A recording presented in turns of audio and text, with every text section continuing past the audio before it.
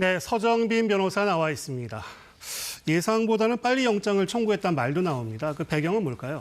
네, 일단 추측을 하건대 결국에는 어제 김건희 여사가 모든 혐의를 전면적으로 부인을 하면서 특검 입장에서는 그런 부분들이 이 증거인멸에 우려가 크다라고 판단을 했기 때문이다 이렇게 예측을 해볼 수가 있을 것 같습니다. 네. 이제 김 여사가 어제 소환 조사에서 사실과는 다르다 혹은 모른다라는 그런 내용으로 혐의에 대해서 일체 부인을 했던 것으로 보여지고 있습니다.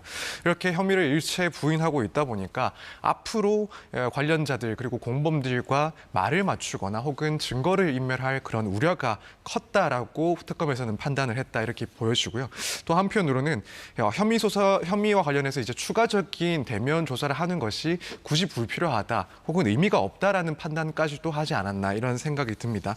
또 그밖에 이런 진술 조사를 진행하는 것보다도 기존에 이미 수집되어 있는 증거로도 일부 혐의 사실에 대해서는 상당 부분 소명을 할 수가 있다, 입증할 수 있다라는 판단까지도 조금 배경이 되지 않나. 그래서 이러한 점들을 고려했을 때 추가적으로 소환 조사를 진행하는 것보다는 이 시점에서 보다 신속한 수사 진행을 위해서 신병을 확보하는 것이 필요하다 이런 판단을 했다라고 생각이 됩니다. 네, 그 영장에 적시된 혐의들 구체적으로 다시 한번 정리를 해볼까요? 네, 일단 세 가지 혐의에 대해서 적시가 되어 있습니다. 하나는 자본시장법 위반인데 이 건은 도이치모터스 주가 조작 의혹 건에 해당을 합니다. 이제 2009년부터 2012년까지 김건희 여사가 이 도이치모터스 관계자들과 공모를 해서 주가 조작을 해 부당이득을 취득했다라는 혐의인데 이 건에 대해서는 사실 작년에 검찰에서 무혐의 처분을 했다가 고검에서 재수사를 했던 그 사건입니다. 그리고 이제 또 하나의 혐의는 정치자금법 위반. 이 부분은 이제 명태균 씨와 관련되어 있는 내용입니다. 2022년 보궐선거 당시에 정치 브로커 명태균 씨에게서 이 무상으로 여론조사를 제공받고 또 이 김영선 전 의원의 공천 등에 개입을 했다라는 그런 의혹인데 우선은 이제 그 여론조사를 무상으로 제공받은 행위에 대해서 이러한 정치 자금에 해당할 수 있는 내용을 법적으로 정해져 있는 방식과는 다르게 제공받아서 이 정치자금법을 위반했다라는 혐의로 적용이 되어 있습니다. 그리고 이제 나머지 한 가지 혐의는 특가법상 알선수재, 이 부분은 건진법사와 관련된 의혹에 해당을 합니다.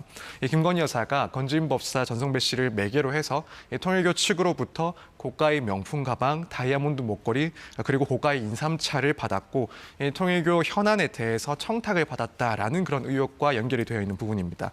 이제 이 건 같은 경우에는 공무원의 직무에 관한 사항을 알선하면서 금품을 받은 것이기 때문에 특가법상 알선 수재에 해당한다라는 것이 이제 특검의 주장입니다. 네, 앞서 일부 말씀하셨지만 이 통일교 측 인사가 건진법사 전성배 씨에게 건넨 고가 목걸이, 이게 김 여사에게 전달된 정황이 영장에 적시돼 있다고 하죠?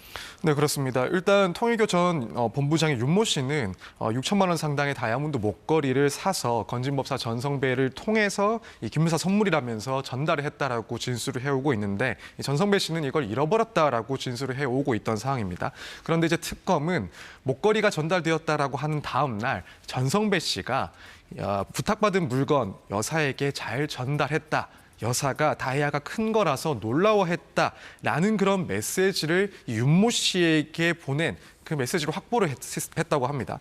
뿐만 아니라 이 건진법사 측의 차량이 김 여사의 자택에 실제로 출입했던 기록까지 확보를 하면서 이런 메시지, 출입 기록 등을 비추어 이 실물을 전달했을 만한 그런 정황들이 매우 구체적으로 확인이 된다라는 내용까지도 영장에 기재했다 이렇게 알려지고 있습니다. 그리고 또 다른 목걸이 의혹이죠. 이른바 순방 목걸이에 대한 김 여사의 해명이 특검 조사에서 또 바뀐 부분을 특검이 영장에 적시했다고요? 네, 그렇습니다. 일단 어떤 식으로 이 해명들이 바뀌어왔는지를 살펴보면은 우선 김 여사 측에서 처음에는 해당 목걸이에 대해서 당시에 현지에서 빌렸다라는 해명을 했었고 이후에는 또다시 입장을 바꾸어서 지인에게 빌린 것이다라고 말을 바꿨었습니다. 그리고 나서 이제 지난 5월경에 이 검찰 측에 제출했다라고 하는 그 진술서에는 직접 구매를 한 것은 맞고 모조품이다. 그리고 모두 잃어버렸다라는 주장이 담겨져 있어서 다시 한번 해명이 바뀌었었고 최근에 특검에서 압수수색이 진행되고 어제 있었던 특검 조사에서는 직접 구매한 거래한 모조품으로 목걸이고 이것은 당시에 2004년 그리고 2007년 사이에 모친의 환갑 선물로 홍콩에서 산 것이고 이것을 모친에게 선물했다가 다시 대여했다 이런 식으로 입장이 바뀌어 왔습니다. 근데 또 한편으로는 확인해 본 결과 해당 목걸이 정품 물건은 이 김 여사 측이 주장을 하는 그 시기가 아니라 한참 뒤인 2015년에 이제 정식으로 발매가 됐다라고 알려지고 있습니다. 그렇기 때문에 특검 수사팀에서는 이러한 진술 번복 과정 그리고 목걸이를 숨긴 것으로 보이는 그런 정황들까지도 이 증거를 인멸할 우려에 해당한다라고 영장에 적시한 것으로 알려졌습니다. 네, 김 여사 측의 입장이 나온 게 있습니까? 네, 일단 성실히 조사를 받았는데 증거 없이 무리하게 영장이 청구가 됐다라는 입장을 밝힌 것으로 알려졌습니다. 이제 앞으로의 그런 영장 실질 과정에서 결국에는 특검의 청구 내용을 정면으로 반박할 것으로 보이는 것은 당연해 보이고 이제 구속의 필요성이 없다, 또 혐의의 입증이 제대로 되지 않았다라는 주장을 적극적으로 펼칠 것이다 이렇게 예상이 되는 상황입니다. 네, 그럼 다음 주 화요일에 있을 영장 심사 구속 여부를 가를 쟁점은 역시 증거인멸 우려가 될까요? 네, 일단 가장 큰 쟁점은 역시나 증거인멸의 우려가 아닐까 생각이 됩니다. 일단 특검 측에서는 녹취록이라든가 혹은 메시지 내역 등 객관적인 증거를 상당히 확보를 하고 있음에도 불구하고 김 여사 측에서는 전면적으로 혐의에 대해서 부인을 하고 있기 때문에 이후에 증거를 인멸할 우려가 높다라는 점을 상당히 강조를 했습니다. 이렇게 영장에 강조를 한 만큼 결국 이제 가장 중요한 내용은 증거인멸의 우려 여부 이 부분이 될 거다라고 예상이 되고 다만 이제 한편으로는 방어권 보장의 그런 측면 역시도 법원에서는 좀 고민을 할 수 있지 않나라고 생각이 됩니다. 이제 김 여사 측에서는 일단 수사에 협조적으로 임해왔다라는 점을 부각을 시킬 거고 피의자로서 방어권을 보장할 필요가 있다. 또 건강상의 그런 문제 등도 좀 주장을 하지 않을까 이렇게 예상이 됩니다. 그밖에 이제 사실은 혐의의 소명 정도도 어디까지가 됐는지 이 부분 역시도 중요한 관건이 되지 않나라고 생각이 됩니다. 일단 법원에서 판단을 했을 때 특검에서 수사한 내용 자체가 아직까지 혐의를 충분히 소명했다라고 보이지 않는다라고 한다면, 그래서 김 여사 측에서 다툴 만한 여지가 있다라고 본다면 마찬가지로 이제 방어권 보장을 위해서 불구속 상태에서의 재판이 필요하다라는 판단도 할 수가 있기 때문에 특검에서 어느 정도까지 이 혐의들에 대해서 입증을 해 왔는지 이 부분 역시도 간과할 수 없는 그런 중요한 내용이 아닐까 생각이 됩니다.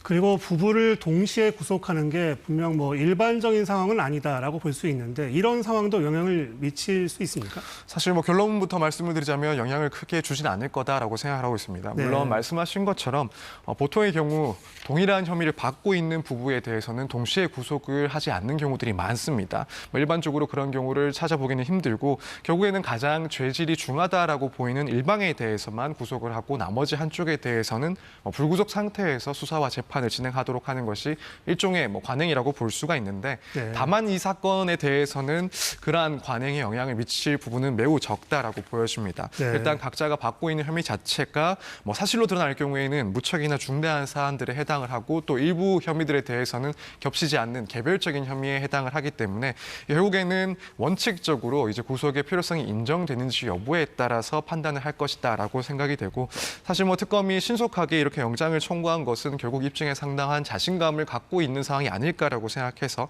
이런 네. 점들을 고려하자면은 일단 부부 여부와 상관없이 구속영장 발부 가능성은 그나마 조금 높은 상황이 아닐까라고 생각을 하고 있습니다. 네. 그리고 윤 전 대통령에 대한 체포영장 집행이 오늘도 불발됐습니다. 다시 윤 전 대통령을 소환 조사할 수 있을 때는 좀 불투명하다고 봐야 할까요? 그렇죠. 일단 특검에서는 영장을 다시 한번 청구를 할지 여부도 검토를 하고 있을 거고 만약 영장을 재청구를 해서 체포영장이 발부된다 하더라도 실제로 집행에 나설 수 있을지에 대해서까지도 상당히 고민을 할 수 있다라고 생각이 됩니다. 특히나 지금 2차 집행 같은 경우에는 실제로 특검에서 이미 미리 얘기를 했던 것처럼 일정 수준의 강제력까지도 행사를 했는데 그럼에도 불구하고 윤 전 대통령 측의 이런 반발로 인해서 무산되고 말았습니다. 그렇다면 특검 측에서 과연 영장을 재청구해서 발부받아서 집행에 나아갔을 때 이것보다 더 강한 물리력을 행사할 수 있을지 그렇다고 해서 또 실제로 집행이 가능할지에 대해서는 상당한 고민을 할 수밖에 없고 또 그때도 만약 무산이 된다라고 한다면 윤 전 대통령 측의 강한 반발에 또 맞닥뜨릴 수밖에 없다라는 점을 분명히 고민을 할 것 같습니다. 그렇기 때문에 실제로 재청구까지 나아가서 다시 한번 집행을 시도할지에 대해서는 상당히 고민을 하고 있을 만한 시점이 아닐까 이렇게 생각이 되고 있습니다. 네, 서정빈 변호사였습니다. 말씀 잘 들었습니다. 감사합니다.